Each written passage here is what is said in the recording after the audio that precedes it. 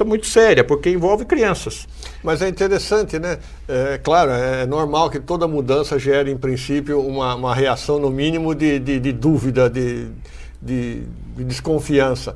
Mas é o assunto do momento no país. Não há quem não discuta, não comente, não fale que precisa haver uma revolução dentro da estrutura social brasileira porque com a massificação, com a universalização do ensino, a queda de qualidade, a queda de respeito com professores, com a estrutura física da escola, está aí para todo mundo ver, todo mundo fala que precisa ser mudado, mas quando alguém programa, estuda, pesquisa, tenta estruturar um método, aí as pessoas resistem. Eles querem deixar do jeito que está.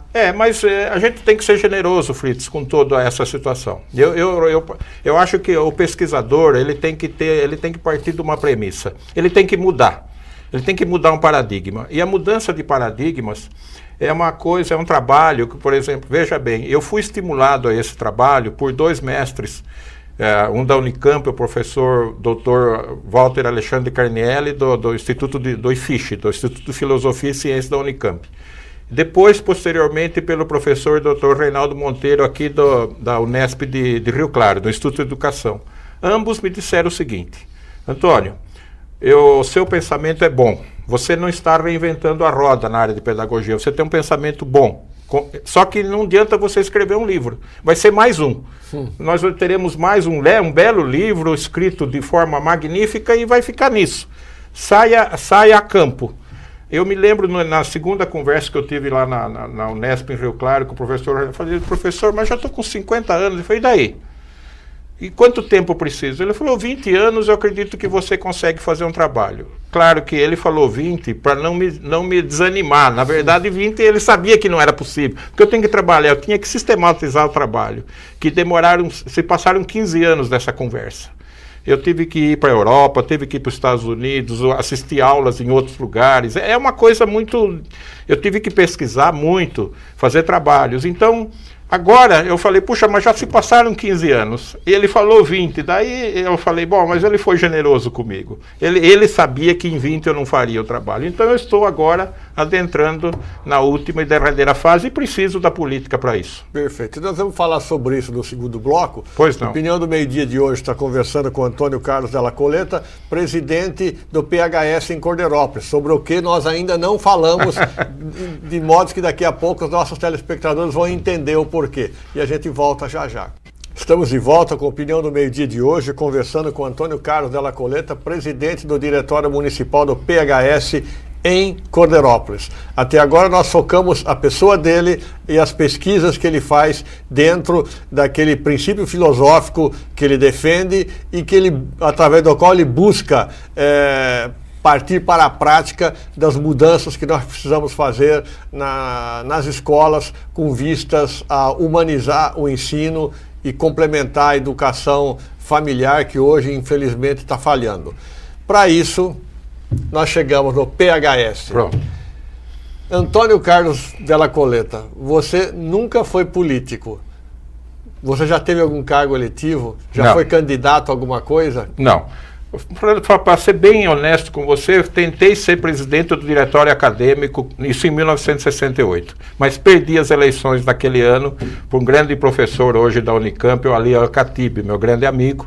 E foi bom porque ele foi naquele congresso de Ibiúna, foi preso junto com o Zé Dirceu, a turma. Eu depois gostei que eu não tivesse conseguido ser o presidente do diretório. Nunca mais. Agora eu estou fazendo um trabalho político e é maravilhoso a parte de me envolver com a população. É uma coisa que eu não tinha a menor ideia de como é bonita a nossa democracia, Fritz, como é bonito o debate de ideias, sem rancor, sem ódio, não, debater como a democracia deve ser, uma coisa linda, bonita. Então, essa é a minha primeira experiência, respondendo pontualmente sua pergunta. E cabe uma outra pergunta. Você quer divulgar o seu pensamento e quer ter, através da política, uma forma de aplicar esse pensamento num plano piloto que seria em Corderópolis. E você foi para o PHS e não para um dos outros partidos grandes pelos quais seria mais fácil se eleger.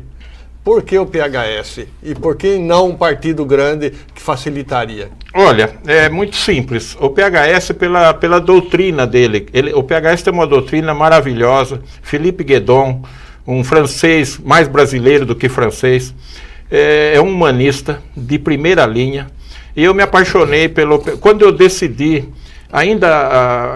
eu decidi entrar na política numa tarde que eu fui no Palácio do Governo, lá na Casa Civil, buscar uma resposta de um trabalho que eu tinha proposto para fazer um plano piloto em Avaré, que o prefeito de lá gostou do meu trabalho e queria me levar para lá, mas eu precisei fazer um trabalho prévio na Secretaria de Educação.